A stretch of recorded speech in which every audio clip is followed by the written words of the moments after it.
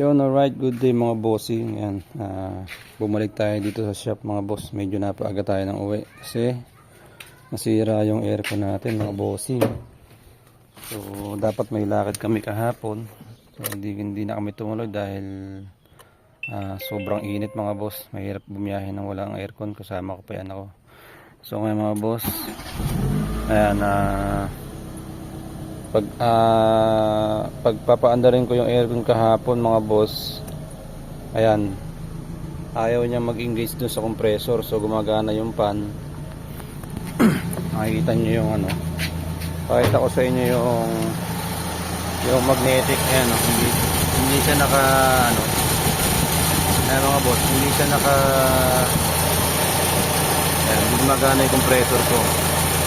So pagka nirekta ko tong wire, yung dalawang wire na to, saka palang pipitik yan mga bossing. Ayan nyo. Ayun mga boss. So saka palang siya umikot nung nirekta ko. So nung nirekta ko tong pressure switch, gagana talaga yung compressor kahit walang pre yun mga boss. Gagana talaga yung compressor pagka nirekta natin dito sa pressure switch. So ito yung kahalagahan ng may pressure switch mga boss. Yan, ngayon mga bossing, aayusin natin yung aircon natin kasi meron tayong lakad itong susunod na araw mga bossing, kaya napaaga tayo ng uwi. So yan mga bossing, ayusin muna natin tong kotse para mahirap bumiyahe ng walang aircon Alright mga boss, nakalas na natin tong evaporator. So dito tayo nagsimula mga bossing kasi nilatest muna natin to habang nakakabit sa kanya mga boss. Yan, ito napansin natin mga bossing, basa So dito nagbasa yung bumagsak dito yung oil mga boss. Tapos yan, check natin mga boss, kinargahan natin ng vacuum. So ilubog natin sa tubig. Yan, malalaman natin kung saan sumisingaw. Yan. Lagay natin sa tubig mga bossing. Ayun mga bossing. So ito yung naging dahilan kaya nawalan ako ng aircon. Ayan. So bumigay yung ko. Ayan, mapapansin nyo mga boss. Ayan, bumubula. Lakas.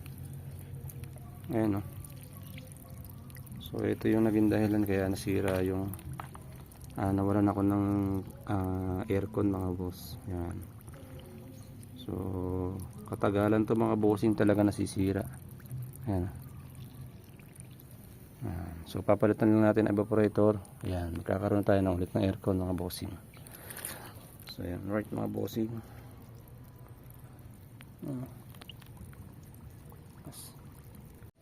Yan mga boss, napalitan na natin ng evaporator. Ayan, ito yung pinagpalitan natin mga bossing. So ayan, na-vacuum na rin natin. So ayan, wala nang leak mga bossing. Kakarga tayo ngayon mga boss na karga natin ang pre yun mga bossing. So ayan, start lang muna natin yung makina. Ayan, para makargahan natin, paandarin natin yung makina. Okay, start tayo. Ayan mga boss, aircon natin mga bossing. Ayan. Gumano na yung compressor mga boss nang hindi nakarekta yung pressure switch. So ngayon dadagdagan natin ng preyon mga bossing.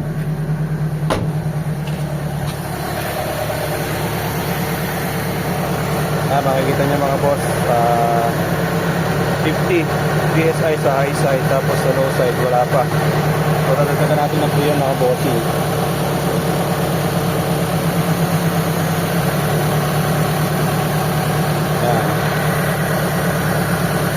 Tunti lang karga natin mga boss para mag-circulate mabuti yung freedom.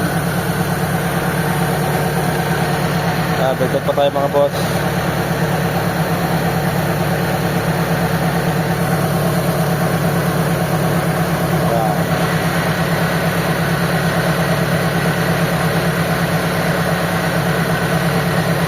Mga boss, ang pinalitan lang natin yung yung evaporator lang. So yun lang din yung chinek natin. Binacuum natin ito mga boss, yung wala naman leak. So dun lang talaga nagka-problema sa evaporator mga boss. Yan, dyan sa may evaporator. Yan. Dito ulit tayo mga bossing. Check natin yung nasa loob. Tingnan natin kung lumalamig yung ano, yung aircon natin dito sa loob. Ayan mga boss, ramdam ko naman yung lamig dito. Ayan, meron tayong ano, thermostat.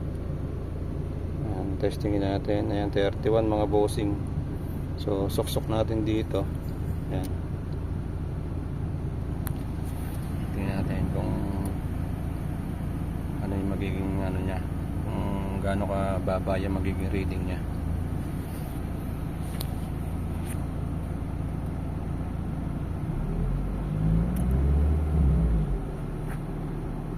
Aircon, init ng araw, di na kailangan pang katakutan. Sa Ambo Works, lamig ay mararamdaman.